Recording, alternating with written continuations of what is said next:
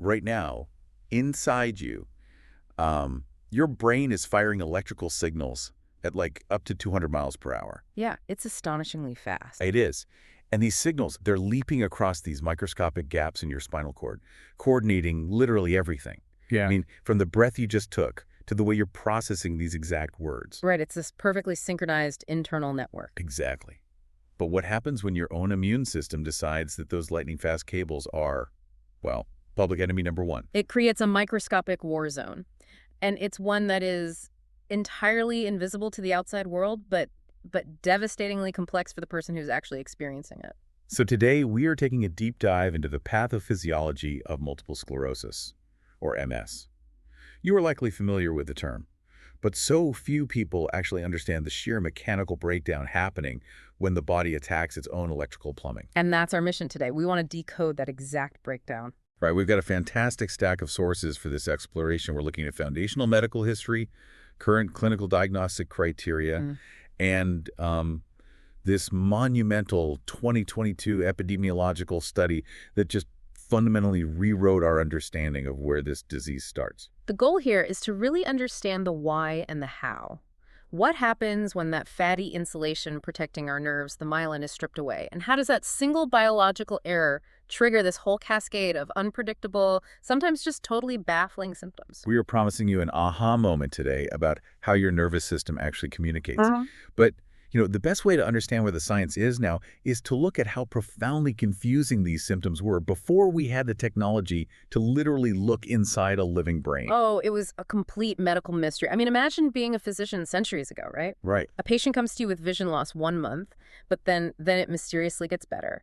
A year later, they develop extreme weakness in their legs. Then their speech slurs. It just seems so random. Exactly. There's no obvious injury, no predictable pattern. To them, there was seemingly no connection between these events at all. And the earliest personal account in the sources perfectly captures that confusion. It's this diary from 1822, written by a man named Augustus d'Este. Yes, the grandson of King George III. Right. And for decades, he keeps this meticulous, really agonizing record of his own failing body.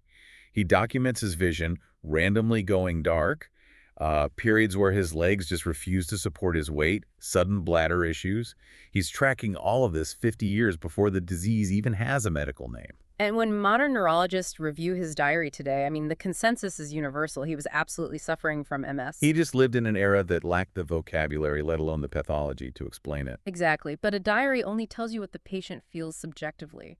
To see the physical damage, the sources point to early 19th century pathologists like Robert Carswell and Jean Crevillier. The ones doing the autopsies, right? Yes. They were drawing these incredibly detailed, colored illustrations of spinal cords. And they kept finding these strange, discolored, hardened patches of tissue. Right, they called them islands of sclerosis. Which is such a poetic but accurate description. But the problem was they couldn't connect those hardened patches in a deceased patient to the fluctuating, bizarre symptoms of a living one. The pathology and the clinical reality were just in two separate silos. Exactly. Bridging that gap required a really brilliant observer, which brings us to the French neurologist Jean-Martin Charcot in 1868. Right, Charcot was working at the famous Salpêtrière Hospital in Paris. Yeah. And the sources note he actually cracked this case by observing his own housemaid. He did. He watched her experience these very specific, intermittent neurological failures over time. And when she eventually passed away, he examined her nervous system and systematically linked the physical autopsy findings to the symptoms she had in life. He linked the scattered scars, right? Yes, the sclerose en plaques. And in doing so, he formally defined what became known as Charcot's triad. Let's break down that triad, actually, because it gives a horrifyingly clear picture of the motor control failing. So the triad consists of 3 distinct signs. First is nystagmus, which is... That's the eye thing. Right. It's an involuntary, rapid, jerking movement of the eyes. The second is an intention tremor. How is that different from, like, a normal tremor? Well, unlike Parkinson's, where a tremor happens at rest, an intention tremor gets violently worse right at the moment you try to reach for and touch a specific object. Oh, wow. That sounds incredibly frustrating. It is. And the third sign is a very specific staccato scanning style of speech.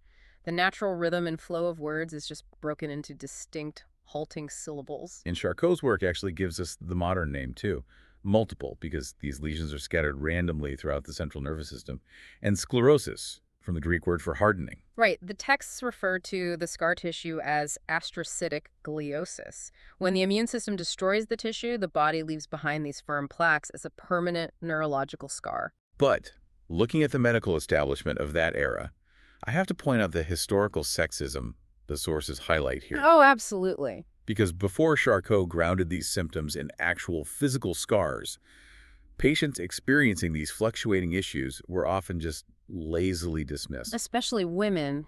The fallback diagnosis was always hysteria. Which is just, it's infuriating. It was an incredibly damaging catch-all psychiatric label. They used it whenever the medical establishment couldn't mechanically explain a symptom. You have a very real physical disease tearing up your spinal cord, Oh, and a doctor tells you it's basically all in your head. right. Charcot defining the physical pathology was part of this vital push to move neurology away from psychiatric speculation. But tragically, because Charcot's triad only presents in a minority of MS patients, misdiagnoses of hysteria persisted well into the 20th century. Wow. Well, to really grasp what Charcot's scars are doing, we have to look past the visible plaques and zoom way, way in on the microscopic level. We really do. We need to look at how a healthy nerve actually sends a message. And this is where the mechanics are just wild. Yeah, let's get into the plumbing of it all. Okay, so a healthy nerve cell, or neuron, has a long tail-like cable called an axon. But it doesn't conduct electricity like a copper wire in your house. It relies on biology and charged particles. Right, there's no actual metal wire in there. Exactly. To send a signal, the axon opens tiny gates to let sodium ions rush in. This sudden shift in electrical charge, the depolarization, triggers the next little section of the membrane to do the same. It's like a line of dominoes falling. But if our bodies just relied on a continuous domino effect all the way down our spine to our toes, our reflexes would be incredibly slow, right? The signal would just degrade over that distance. That is exactly where the insulation comes in. In the central nervous system, meaning the brain, the spinal cord, and the optic nerves, you have these specialized cells called oligodendrocytes. Okay, and what do? Their entire job is to reach out and wrap the axons in a thick, fatty, insulating sheath called myelin. But it's not just a smooth, continuous tube. No, it's segmented. Imagine a string of sausages. Every millimeter or two, there is a tiny exposed gap in the myelin insulation. And those gaps are called the nodes of Ranvier, right? Yes. And because the myelin tightly insulates the rest of the axon, the electrical impulse doesn't have to travel continuously. It is forced to literally jump from one node of Ranvier to the next. Because those gaps are densely packed with the sodium channels needed to, keep the charge going. Exactly. The sources refer to this as saltatory conduction, taking its root from the Latin word to leap. If you want to visualize saltatory conduction, I like to think about skipping a stone across a really calm pond. You throw it, and it makes these fast, efficient, long leaps across the surface. That's a perfect analogy. The text notes that these myelinated axons can fire signals at astonishing speeds, up to 100 meters per second. The efficiency is just beautiful. But picture what happens when demyelination occurs. The immune system mistakenly breaches the area, attacks those oligodendrocytes, and strips away that myelin insulation. Right, so if healthy conduction is skipping a stone, demyelination is like forcing that signal to suddenly hit a patch of thick mud. It just bogs down. Completely. The electrical impulse is trying to travel across a stretch of nerve membrane that was never designed to carry a signal continuously. Because the insulation is gone, the charge just leaks out. And there simply aren't enough sodium channels under where the myelin used to be to keep the signal moving. Exactly. The mechanics of the breakdown are very predictable once you understand that. When saltatory conduction fails, three distinct things can happen to the signal. Okay, what are they? First, it can just slow down, creating a delay or latency. Second, it can fail intermittently, especially if the nerve is firing rapidly and simply exhausts its limited sodium supply. And the third? Or third, it hits a complete block. The signal stops dead in its tracks, nothing gets through. And this isn't just an abstract biological concept. When the signal fails, it causes incredibly specific, tangible, and honestly terrifying physical symptoms. It really does. The sources give some amazing historical examples of how doctors actually provoked these failures before modern imaging even existed. Let's look at Uthoff's phenomenon. Right. Wilhelm Uthoff was a German ophthalmologist in 1890, and he noticed a highly unusual pattern in patients suffering from optic neuritis, which is inflammation of the optic nerve, a very common early sign of MS. What did he notice? He observed that their vision would temporarily become significantly worse or even disappear completely whenever they physically exerted themselves. And the mechanism behind this is entirely temperature dependent, which honestly blew my mind. It's fascinating, isn't it? Yeah. The sources explain that demyelinated axons, those nerves stripped of their insulation, become exquisitely sensitive to heat. So when the core body temperature rises, even by a fraction of a degree, it changes the physical dynamics of the nerve membrane. It further impairs those few remaining sodium channels. Exactly. So a damaged optic nerve that was barely managing to send a visual signal suddenly just fails outright. It creates a temporary total functional block. And this reaction was so reliable that historically, neurologists used a literal hot bath test. A hot bath test. Yeah, they would submerge a patient in a hot bath to raise their core temperature, just to watch and see if latent neurological symptoms suddenly appeared. Wait, I have to stop you there. If a hot shower makes someone's vision go blurry or makes their legs stop working, are they actually giving themselves permanent brain damage just by getting overheated? No, and that is a crucial distinction for patients. This is known clinically as a pseudo-relapse. Oh, okay. Phew. Yeah, the heat isn't causing the immune system to launch a new attack or create a new physical scar. It is simply a temporary functional blockade of an already damaged nerve. The moment the patient cools down, the physics of the membrane stabilize and their function returns to its previous baseline. Okay, that is a huge relief to clarify. Definitely. Another fascinating example of the signal failing in real time is Lermits sign. This is described in the text as a sudden, intense electric shock sensation that shoots down the spine, and sometimes all the way into the arms or legs, when a patient simply bends their neck forward. Right. And to understand Lermits sign, you have to look at the mechanical vulnerability of a stripped nerve. It typically occurs when there are demyelinated lesions in the cervical spinal cord, right there in the neck area. So because they lack their protective padding, these exposed axons become mechanically hypersensitive. Exactly. So when you tilt your head down to look at your shoes, you are physically pulling on the spinal cord just a tiny bit. For a healthy insulated nerve, that slight stretch is totally meaningless. But for a naked, demyelinated axon, That mechanical tension is enough to cause it to artificially fire, sending a massive jolt of electricity down the body. It proves that the damage doesn't just block signals, it makes the nerves pathologically unstable. wow. So we have a really clear picture of the physical breakdown now. Heat, stretching, fatigue, they all expose the underlying damage. But the century-old question that has driven billions of dollars in research is, what is causing the immune system to break into the central nervous system and attack that myelin in the first place? Which brings us to the triggers, the fierce medical debates, and some of the most famous dead ends in MS research. Let's start with the breakthrough, because the science here has evolved at an incredible pace recently, specifically around January 2022. Yes, the Harvard study led by Alberto Esterio, published in the journal Science, it is really difficult to overstate how much this shifted the field. What made it so groundbreaking? They utilized an unprecedented data set. They looked at serum samples collected over a 20-year period from more than 10 million active-duty U.S. military members. 10 million people over 2 decades? I mean, the scale is just staggering. It allowed them to look back in time. They identified roughly 800 individuals who developed MS during their military service and then analyzed their blood work from years prior to their diagnosis. And what did they find?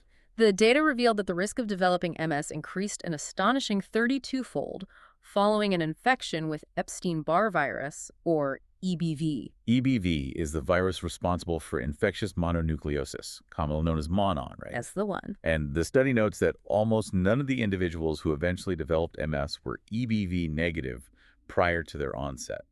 But I have to play devil's advocate here on behalf of the listener. Go for it. EBV is incredibly common. Something like 95% of all adults on Earth get infected with EBV at some point. If nearly everyone has the virus, why doesn't everyone get MS? That's the million-dollar question. It requires a perfect storm. Epidemiologists classify EBV as a near-necessary trigger for MS, but it's not sufficient on its own. Okay, so what else is needed? The virus seems to initiate the autoimmune cascade, but only in individuals with specific vulnerabilities.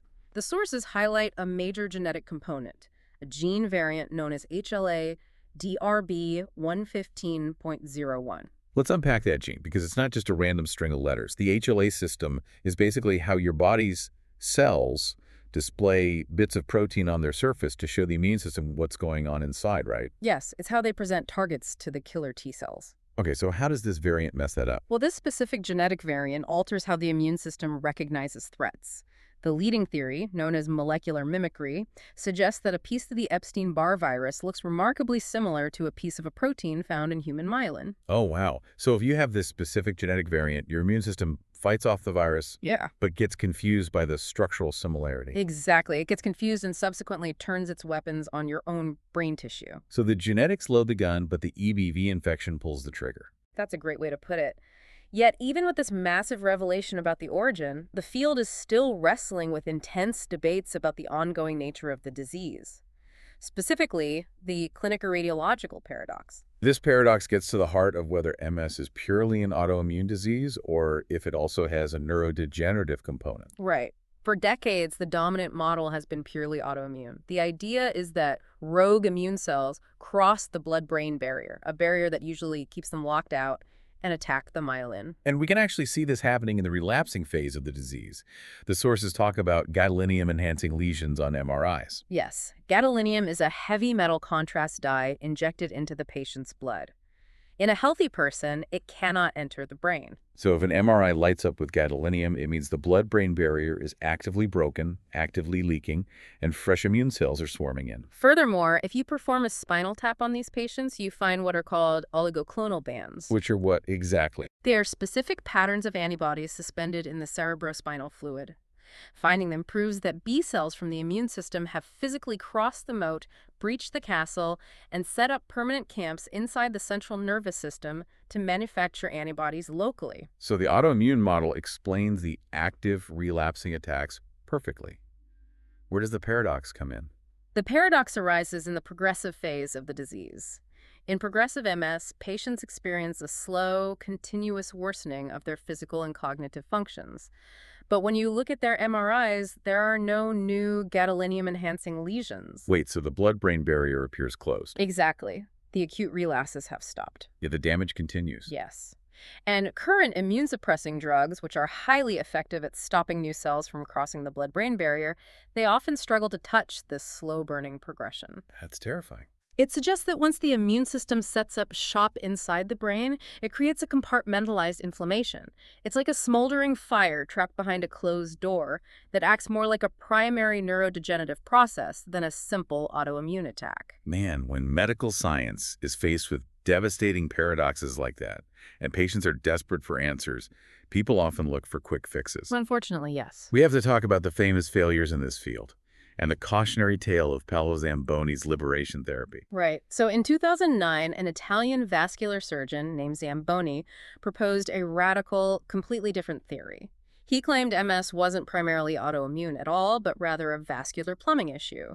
He named it CCSVI, chronic cerebrospinal venous insufficiency. His theory was that the veins draining blood away from the brain were narrowed or blocked. Because the blood couldn't drain properly, it backed up, causing iron to deposit in the brain tissue. And he believed that deposited iron is what was triggering the inflammation and the immune response. It was a highly plausible-sounding mechanical theory, and Zamboni's proposed solution was a straightforward angioplasty, inserting a tiny balloon to widen these veins and restore blood flow. Patient advocacy groups immediately dubbed it liberation therapy. It's easy to see why, though. The idea that a simple outpatient procedure could cure a complex, progressive neurological disease is incredibly seductive. Oh, absolutely. The sources note that this spread like wildfire. Private, for-profit clinics popped up globally. Desperate patients were traveling internationally, paying thousands of dollars out of pocket, all before any large-scale, rigorous scientific trials had actually been completed to see if it even worked. And when those rigorous blinded trials finally were conducted, most notably a massive multi-million-dollar study funded by the Canadian government in the mid-2010s, the results were definitive. They found absolutely no meaningful difference in outcomes between patients who received the actual angioplasty and those who received a sham placebo procedure, right? Correct. The veins weren't the culprit. Mainstream neurology now regards CCSVI as thoroughly debunked. It's a tragic example of hope outrunning evidence. But the field hasn't just been eliminating false cures, it's also been untangling false diagnoses.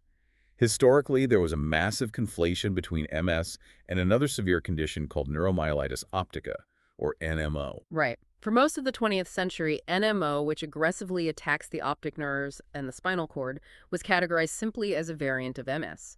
The clinical presentations were so similar that doctors just couldn't tell them apart. But in 2004, researchers made a critical discovery. They did. They found a specific antibody in the blood of NMO patients that targeted a water channel protein in the brain called aquaporin 4. And this aquaporin 4 antibody is present in NMO, but entirely absent in MS. That single blood test allowed science to completely cleave them into two distinct diseases. And thank goodness they did, because the sources point out a terrifying reality.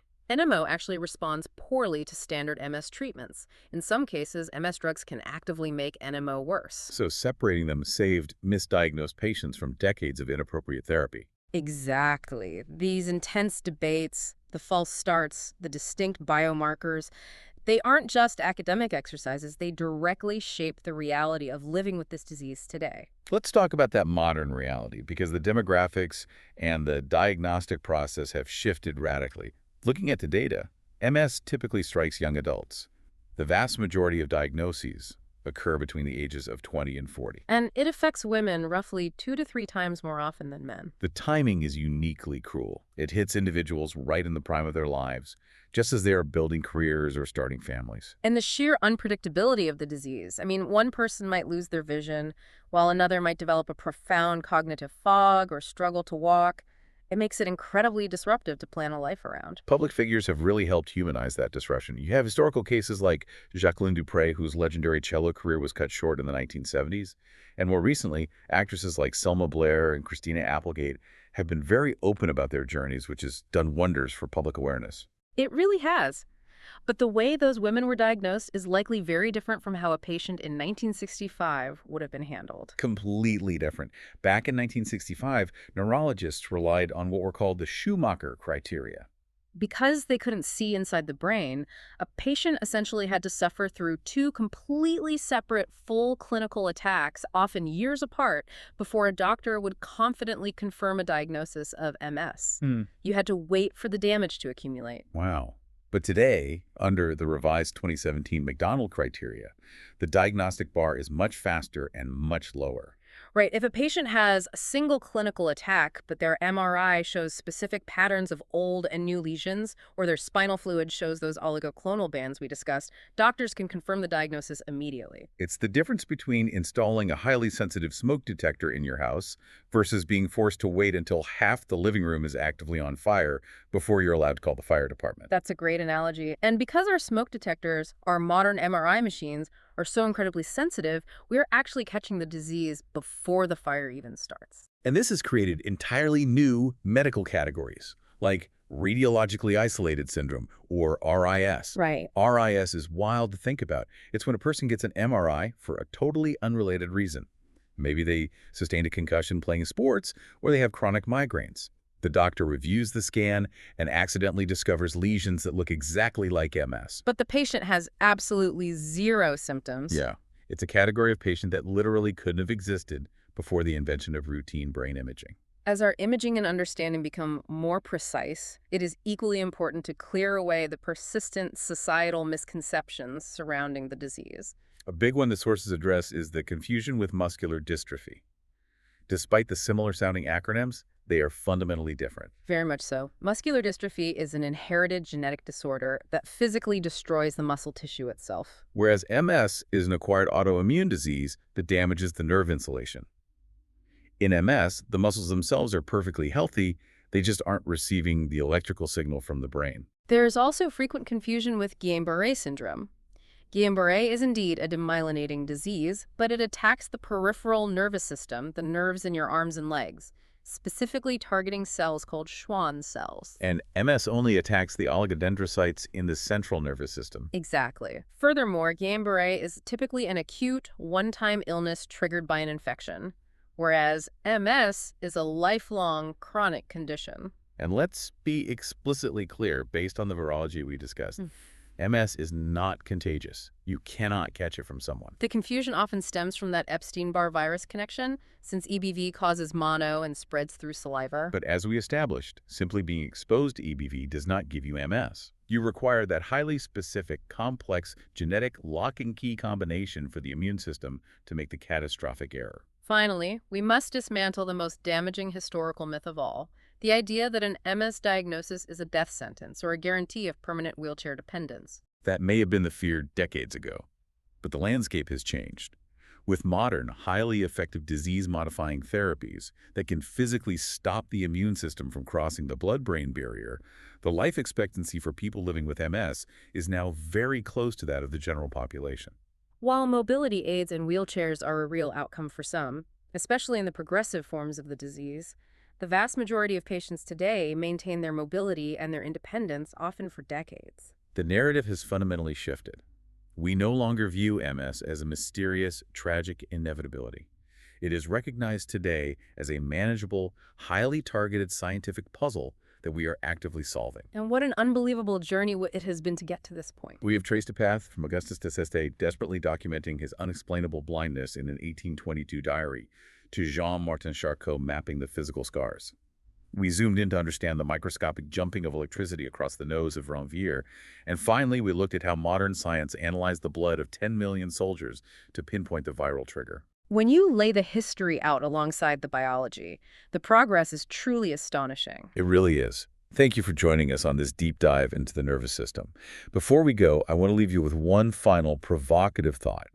Based on where this science is heading at this exact moment. Oh, this is the exciting part. Because that 2022 Harvard study so strongly linked the Epstein-Barr virus as the near-necessary trigger for MS, researchers worldwide are now intensely focused on developing an mRNA vaccine for EBV.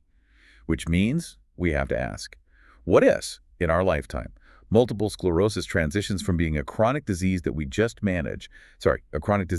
to manage, into an infectious chain reaction that we can completely prevent with a simple vaccine? What if the microscopic warfare inside the brain could be stopped before the very first shot is ever fired? Something to really think about. Until next time.